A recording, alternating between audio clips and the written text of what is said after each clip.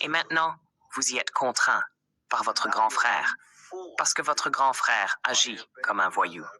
Pour revenir, je crois, au gouverneur de Californie, qui a dit quelque chose comme, lorsqu'il est venu à Davos, il a été surpris de voir à quel point les Européens manquent de courage.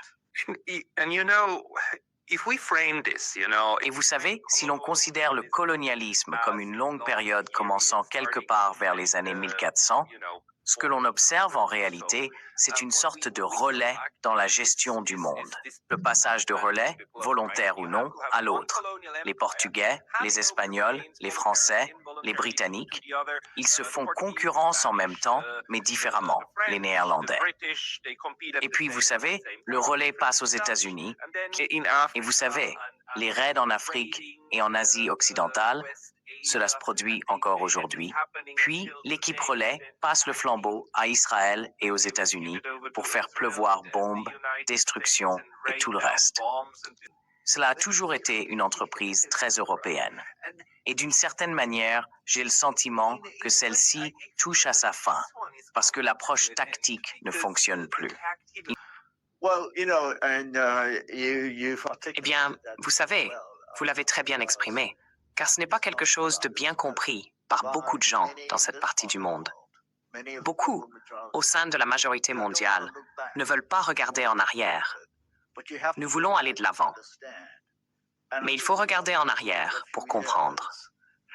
Et je pense que ces dernières années ont ravivé, dans l'esprit de ceux d'entre nous qui ont un peu étudié l'histoire et comprennent ce que vous venez de dire, les Américains sont animés par la peur du monde entier.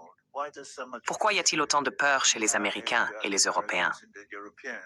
À un certain niveau, on ne peut s'empêcher de penser, en accord avec ce dont tu parles, qu'ils redoutent un monde dans lequel ils n'auraient plus une supériorité économique et militaire écrasante sur le reste du monde. Un monde où les autres seraient leurs égaux, voire les remplaceraient en termes de puissance. C'est là le problème. Ils craignent que les autres leur fassent ce qu'ils ont fait aux autres. Et je pense que cela est ancré depuis des siècles, comme tu viens de le décrire. And I think that's ingrained in the centuries of what you just described. And is it what has kept the... Et est-ce cela qui a maintenu le lien entre les Européens que vous avez décrits et les Américains? Vous savez, les Américains sont devenus la puissance la plus puissante. Les puissances européennes se sont en quelque sorte effacées. Puis ils ont eu ce contrat abusif comme un partenaire abusif, et maintenant, il est en train de se rompre. Maintenant, si cela se rompt, alors vraiment, à mon avis, ce sera une bonne chose. Ce sera une bonne chose pour tout le monde.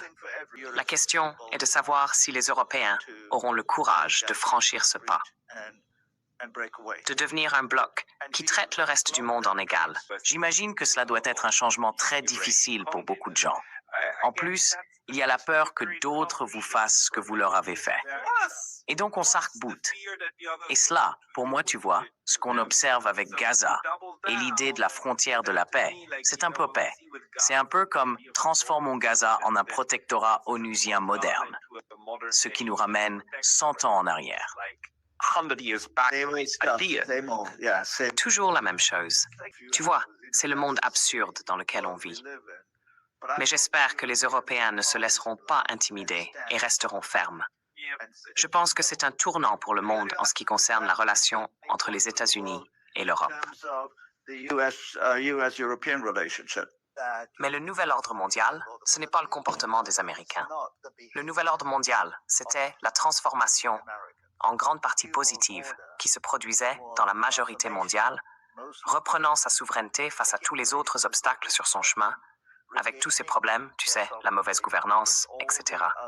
Mais ce nouvel ordre mondial se formait, ou aurait dû se former, depuis au moins 10 ans.